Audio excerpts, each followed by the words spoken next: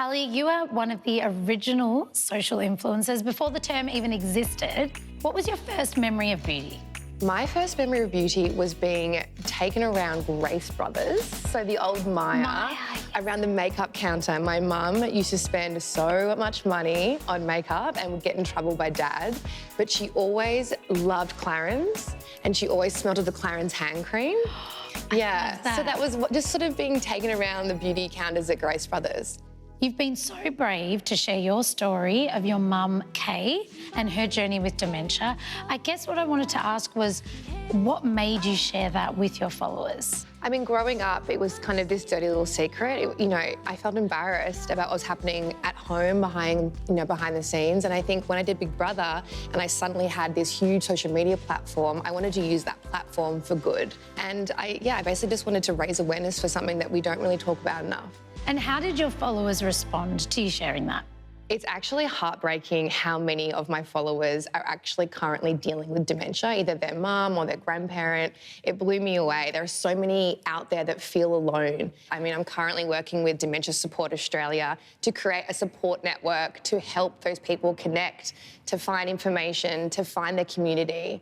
I'm only one person, and as much as I love reaching out, connecting to people that reach out to me, I can only do so much. So I'm really hoping to create a support network to make those people feel less alone. While we're talking about your beautiful mum, Kay, I'm sure that there has to be at least one beauty ritual that you've inherited from her. Do you know what? She was so stern on always moisturising your neck and your hands. I will never forget, she said, that's the first place that you show signs of ageing. So I'm so careful to moisturise the backs of my hands and down my décolletage onto my neck. You've had artists do your makeup, you've done it yourself. What is one tip that you would just love to master? Concealer. I feel like I'm carrying so many extra kgs of baggage under these eyes, and no matter what product I use, how much, how little, I just feel like they're never fully concealed. They really stand out to me. So concealer, if you have any concealer tips for me. Up in this area here, I know a lot of people suffer with like shadows, darkness, can even be a little puffy.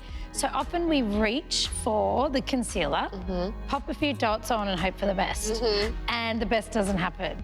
So I'm here to introduce you to another step, which is to colour correct. This area is normally purpley, bluey, so we reach for, on the colour wheel, the opposite. So something of this shade, like an orangey, pinky kind of tone.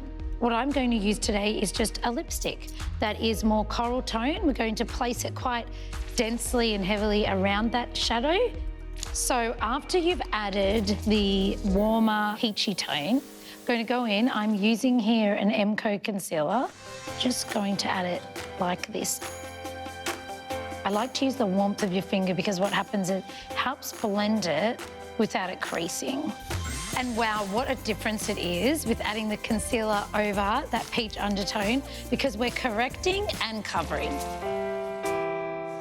Thanks so much for today, Tully. It was actually an honour having you on. And above all, thank you for being brave enough for sharing your story about your mum and dementia. It needs to be discussed way more. It's meant a lot, and I know people at home will really appreciate it. Thanks, Jay. Thank you.